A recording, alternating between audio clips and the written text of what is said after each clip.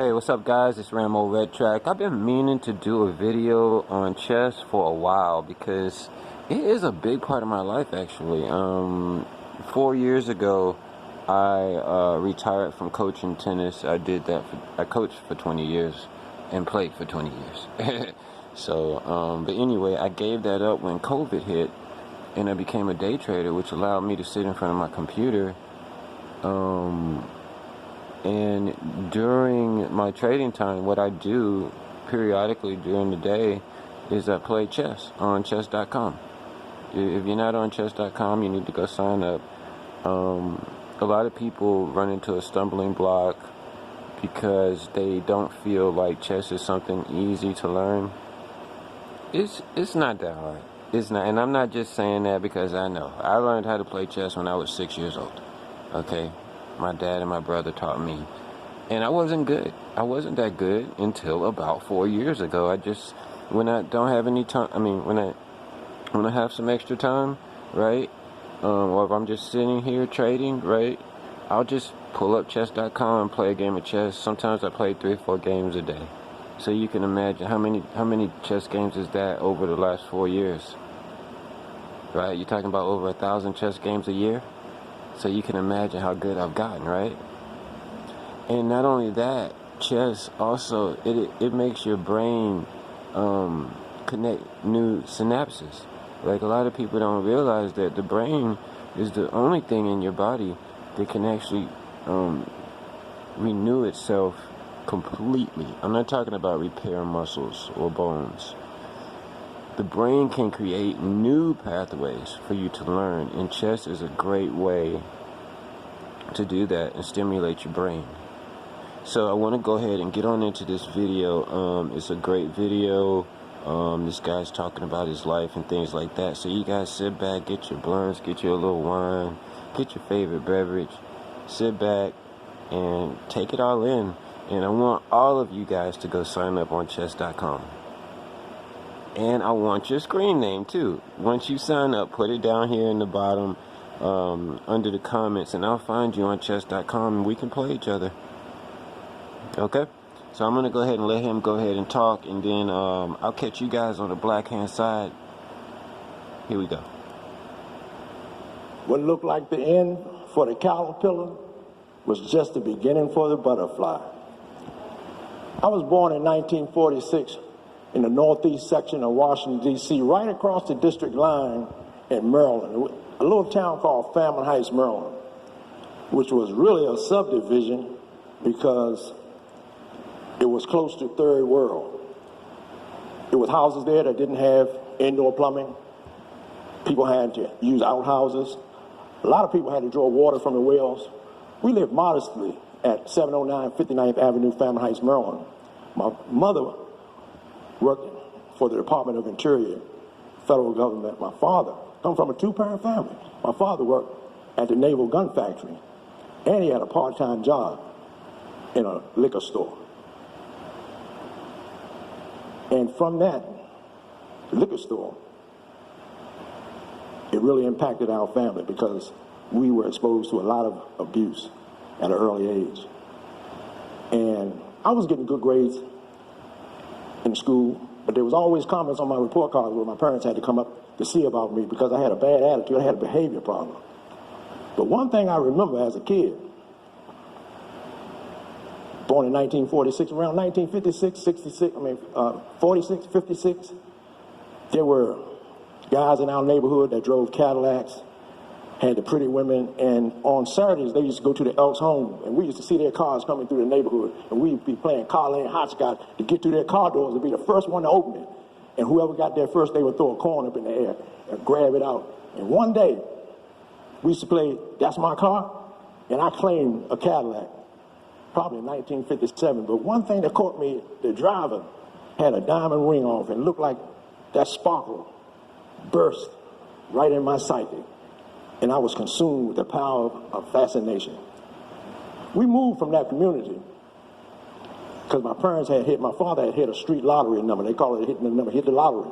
And we moved to a subdivision in Fort DuPont, southeast Washington, D.C. It was a somewhat middle-class neighborhood. And I went to an elementary school. I got put back from the 7th grade to the 6th grade, because leaving Maryland, going to the district, with the test I took, I wasn't really qualified for the 7th grade, so I had to repeat the 6th grade. And I was the only black, African-American, Negro at that time in my classroom. One thing I didn't suffer was from the pangs of inferiority, because the school teachers that I came up with, most of my siblings, I was the youngest of 4 kids, and most of us went through elementary school with most of the same teachers. And they didn't just teach Negro history once a week. Back then it was only for a week. They taught it all year long. So when I went to this predominantly white school, I kind of knew who I was. And from there, but the same thing that I found out, and I look back and notice about those people that used to have the wells, what's in the well will come up in the bucket. And we carried ourselves with us when we moved to that new location. Same behavior, same morals, same values, nothing changed. Only thing changed was location. One of the funny things that struck me was the fact when we left that house, we had moved like clothes all that week. And on the last moving day, I asked my mother, I said, where's the truck for the furniture? She said, boy, get in the car, we're leaving that junk here.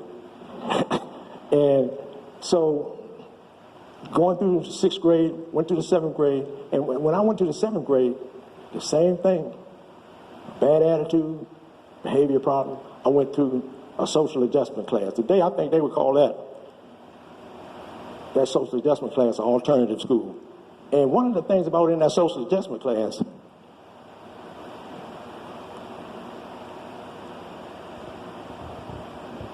what happened? one of the things about that social adjustment class, all of us suffer from this. About that. And this is what this new study has revealed in the last couple of years. Harvard doctors have coined the term hood disease to describe a complex form of post-traumatic stress syndrome threatening the well-being of inner-city youth, report the youth. The Center for Disease Control and Prevention estimated that nearly 30% of the U.S. inner-city youth are afflicted by this disorder, which makes it difficult for them to learn. Those who exhibit this disorder often live in virtual war zones, the Center for Disease Control said. The doctors at Harvard recently coined the name hood disease, a term for a more complex form of PhD. The news sites report, and since the youth are rarely escape their communities, unlike soldiers who eventually leave a war zone, they are repeatedly exposed to trauma. And I say that because when we hear the term hood itself, coupled with a hood disease, and I sold real estate, I'll get back to that part, what do you think happens to the property value there? So I'm in the social adjustment class. All of us had the same commonality of experiences, behavior problems, bad attitude. And not long after that, I started going into juvenile institutions. And in my 9th grade year, I did manage to graduate with the rest of my class because my academics was never that far off. And another thing that happened, even though my father was an alcoholic, he was a functioning alcoholic, there was still a lot of love there. And I'll never forget, he changed the course of my life. He asked me, he said, what do you want to be when you grow up? And I told him, I said, I want to be a barber. He said, why do you want to be a barber? I said, because I think barbers are some real cool guys. I mean, they got their white jackets and they hang out washing their car, and they ladies' men. So about 2 weeks later, he brought home a home barbering kit. He asked me to cut his hair. I said, I don't know how to cut. He said, here, go to Blaze. I'm going to show you how to do it and what Blaze is used. I cut his hair, and he looked in the mirror, and like I said, with his incongruent behavior, I was kind of frightened. He looked back at me. He said, boy, you can't cut hair. He said, I'm going to make you my barber. And if I was you, I'd end up making all your friends customers. And I went on to do that and ended up going to a vocational high school, Phelps Vocational High School, enter into the barbering class. The next year, all the guys were driving pretty cars and their families' cars and their fathers. I asked my father, I said, Dad, let me use your car. He said, you can't use my car. I said, why not? He said, no, I don't do it. He said, I'll tell you what. If you pass your barber's test, I'll sign for you a car. And right today, I know the anatomy. I know all the nervous system. Man, I took that book home, and I became the youngest licensed barber in Washington, D.C. And now you're looking at a behavior problem, a bad attitude, and now mobile. So the crimes escalated from petty larceny to grand larceny, to checks, to all the way it eventually ended up to I entered a bank with a note and stuck the teller up She gave me about $3,500. This was in 1969. I made bond. The district jail was so crowded that they was, people with, they didn't even consider it a nonviolent crime at that time because it wasn't a weapon never shown. So I ended up making bond, but I had to go to a halfway house. I ended up leaving the halfway house and went on the road. I took my show on the road and ended up in Patterson, New Jersey, in a street robbery. And I got sentenced to 7 years there. And I came back to the district for sentencing. So, with a total, I had over 20 years sentence. And my barber's license was an escort, because when I got to Trenton State Prison, I ended up with a job in quarantine where whoever came into that prison at that time had to get a bald head and all of the facial hair cut off of them.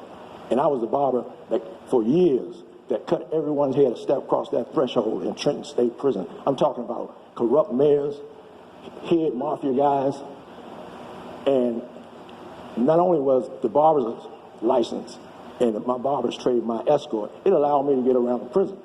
And one day I was up trading books with some friends on 7-Up. 7-Up is a wing where all of the real gangster type guys. I mean, this 7-Up, if you don't know nobody up there, you don't even go up there. 7-Up is where Hurricane Reuben Carter locked. I was arrested in the same town that he came out of. So I'm trading books, and on my way down the tier, I see a guy looking at a guy's cell, because I thought I heard someone call me, and I looked in his cell, and he had 3 chessboards set up. And I'm staring, looking in the cell, and he must have heard me. And he turned around, he said, "Brother, you got a problem?" Looking in a guy's cell in prison is like home invasion. I said, "Brother, forgive me." I said, "I'm just wondering why you need 3 chessboards set up." He said, "Do you play?" I said, "Yes. Yes, I play." He said, "Well, what opening do you use?" I said, "Opening, I just play." So he kind of looked at me, he said, "No, the reason why I got 3 chessboards set up is because what I'm doing is I'm going through my chess repertoire." He said, "See, one thing you got to understand about chess, that it has a lot to do with life, the parallels of life." He said, "These 3 chessboards," he said, "chess is a game of 3 stages. There's an opening, there's a middle, and there's an end game." He said, "The best players see their end game while they're in their opening." He said the same thing about kids that see their end game while they're in their young age. Some kids already know that they're going to take over their parents' business at an early age. You very seldom see them kids get off track. He said, what you need to understand is chess is a game that can't be lost. You don't win or lose in chess. All you do is learn lessons or you teach lessons. He turned that cell into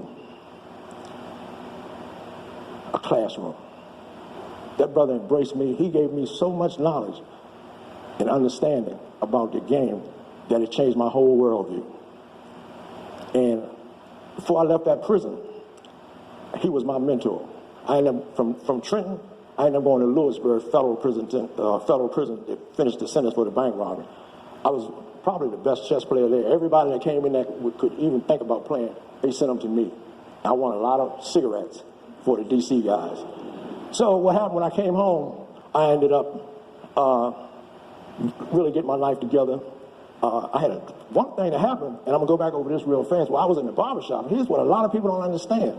While I was in that barbershop during the civil rights movement, which was a big time in the African American community, no one never thought about what happened to the barbers when everybody was trying to grow afro. This was one of the bad decisions that I made. Instead of taking the knowledge, wisdom, and understanding I had about passing tests, because the barber's test was one of the most difficult tests you could pass. I could have went to the fire department. I could have went to Amtrak. I could have passed just about any test there was, but I chose to go to the street. I made a bad decision that caused me a lot of time. So when I ended up leaving Lewisburg, and at that time, that's when drugs and alcohol, that was the gateway for the drugs and alcohol. And over 30 years of addiction. When I came out, I ended up going to a 12-step program. And I kind of really got my life together to the point where I became responsible. And one of the things that really helped me was this guy in prison.